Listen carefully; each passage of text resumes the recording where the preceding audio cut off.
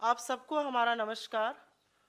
ये बहुत ही खास प्रेस वार्ता है और एक ज्वलंत मुद्दे पर है। और जैसा कि आप देख रहे हैं, मेरे साथ कांग्रेस पार्टी के नेता ही नहीं, वो लोग जिन्होंने भारत का नाम और हिंदुस्तान का परचम खेल के जगत में लहराया है, वो आज इस मंच पर हैं। किसी और कारण से होते तो हमें बड़ा गर्व होता, लेकिन वो आज इस मंच पर हिंदुस्तान के उन खिलाड़ियों की वेदना और उनके दर्द को समझाने के लिए, बताने के लिए और सरकार से सख्त सवाल पूछने के लिए मजबूर हैं, जिसका जवाब बहुत पहले आ जाना चाहिए था। बहुत कुछ कहने से पहले मेरे साथ मंच पर कृष्णा पूनिया जी हैं, जो भारत की पहली वुमेन एथलीट हैं जिन्होंने गोल्ड जीता था इन track and field event. Arjun awardee हैं, पद्मश्री हैं। और मेरे बाएं पर मेरे भाई और विजेंद्र सिंह हैं, ओलंपियन हैं और तगड़े मुद्दों पे हमेशा अपना मत देते हैं और साथ में खिलाड़ियों के खड़े रहते हैं। इससे पहले कि मैं इन दोनों लोगों को मंच दूं, मैं एक बात जरूर पूछना चाहती हूं। 72 घंटे से ऊपर हो गए और जिसको अंग्रेजी भाषा में अनप्रेसिडेंटेड कहा जाता है, ऐसा पहले कभी नहीं हुआ कि the most decorated athletes of Indian sports stars, जिनकी विश्व में जिन्होंने भारत का परचम लहराया, वो बेटियां जो शेरनियों की तरह दहाड़ती हैं दंगल में, कुश्ती की रिंग में, आज जंतर मंतर पर बैठकर जब उनकी आंखों से आंसू निकलता है तो सरकार की यह खामोशी अपने आप में निंदनीय ही नहीं, अपने आप में और बहुत गंभीर और गहरे सवाल खड़ा करती है। क्योंकि कटघरे और सवालों के घेरे में रेसलिंग फेडरेशन ऑफ इंडिया के चीफ, भाजपा के सांसद बृजभूषण सिंह जरूर हैं, लेकिन उससे ज्यादा आज कटघरे में प्रधानमंत्री मोदी खड़े हैं। और ये मैं बिना रीजन के नहीं बोल रही हूं, ये एक पैटर्न है। विनेश फोगट जी ने अपनी पहले दिन की प्रेस कॉन्फ्रेंस में कहा था कि उन्होंने अपने परिवार के साथ जाकर 2021 के अक्टूबर महीने में मोदी जी को सारी असलियत से वाकिफ कराया था। उन्होंने सच बताया था और अपनी जान पर होने वाले हमले का अंदेशा भी जाहिर किया था। और मोदी जी ने कहा था नहीं नहीं, तुम्हें कुछ नहीं होगा।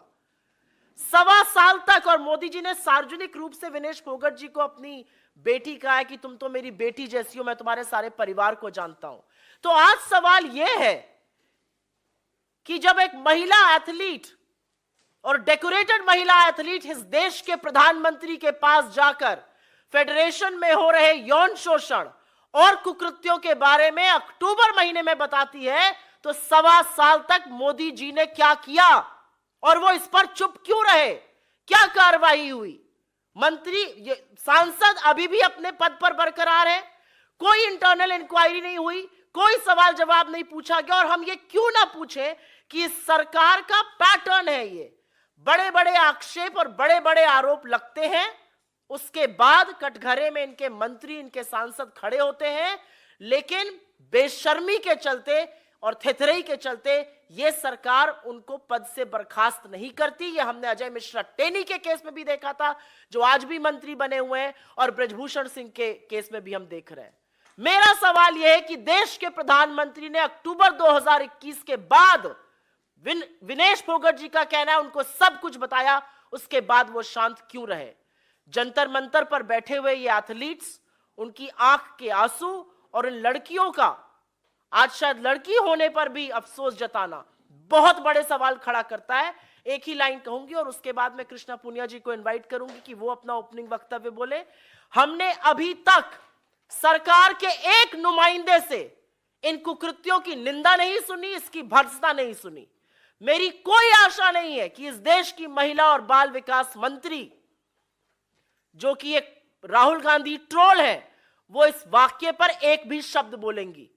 भाजपा में कुलदीप सिंह सेंगर हुए, भाजपा में चिन्मय आनंद हुए, भाजपा में अंकिता ठाकुर का कातिल बैठा है, भाजपा में लखीमपुर चीधरण के लोग बैठे हैं। ये क्या है भाजपा का चाल चरित्र और चेहरा?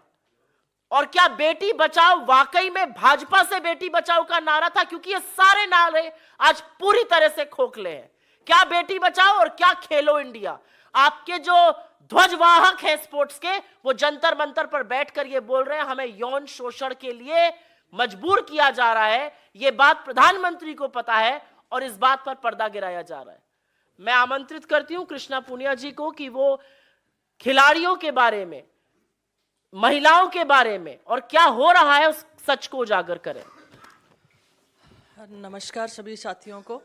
और मैं यही कहना चाहूँगी कि जब समाज से कोई लड़की निकलकर अपने आप को आगे बढ़ाना चाहती है तो सबसे पहली लड़ाई उसकी समाज से होती है, और वो उन जद्दोजहद से निकलकर दिन रात एक करके पसीना बहा के, खून बहा के और देश के लिए पदक जीतने की सोचती है। और जब वो इस मुकाम पे जा रही होती है तो उसके बीच में एक खबर आती है कि रेसलिंग फेडरेशन ऑफ इंडिया के जो प्रेसिडेंट हैं ब्रिजभूषण शरण जी, वो यौन शोषण करते हैं। और ये उस बेटी के द्वारा आरोप लगाए गए हैं जिसमें माननीय प्रधानमंत्री जी ने कहा था कि तुम हमारी बेटी हो।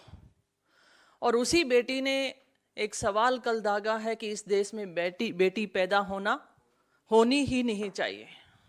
इससे ज़्यादा तकलीफ़ की बात, दर्द की बात क्या हो सकती है। और साथ साथ मैं ये सवाल ये भी करती हूँ, एक तरफ तो हमारा देश पदक चाहता है और दूसरी तरफ हम अपने भविष्य को देखते हैं, हमारी बेटियों का यौन शोषण होता है, तो आने वाली पीढ़ी या वो पेरेंट्स क्या अपने बच्चों को इस तरीके से स्पोर्ट्स में भेजना चाहेंगे। और मैं यहाँ पर विनेश फोगाट और उन सभी रेसलर्स का मैं धन्यवाद देती हूँ कि इस मंच पे आके उन्होंने इस बात को उठाया है। लेकिन तकलीफ़ इस बात की है कि माननीय प्रधानमंत्री जी को जब उन्होंने लगभग 1.25 साल पहले इन बातों से अवगत करा दिया गया था तो इस पे कार्रवाई क्यों नहीं हुई।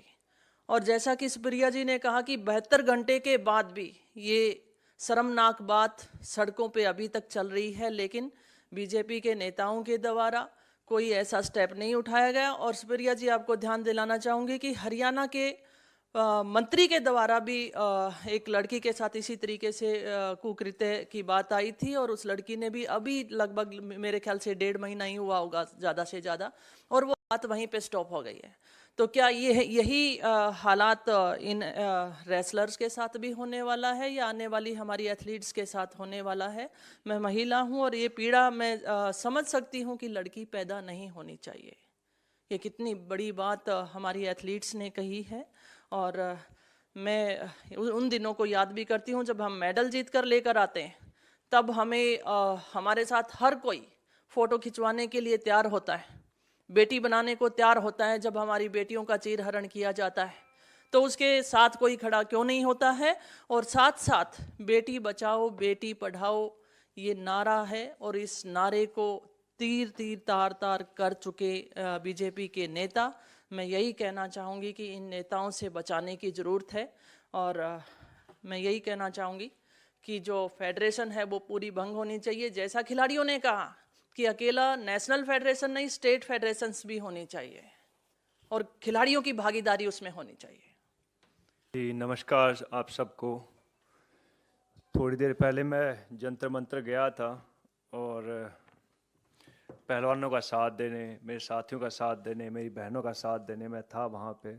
और एक मुक्केबाज होने के नाते, एक साथी होने के नाते मैं वहाँ गया था। और वो आए, धीरे धीरे रेसलर आएंगे वहाँ पे, उनको बताया, मेरी फ़ोन पे बात हुई, लेकिन मेरी पीसी थी इसलिए मेरे को यहाँ आना पड़ा।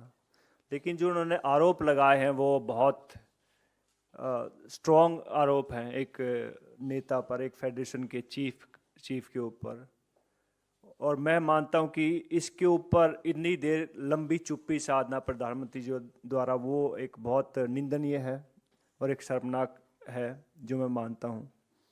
और इसमें जल्द से जल्द कार्रवाई हो।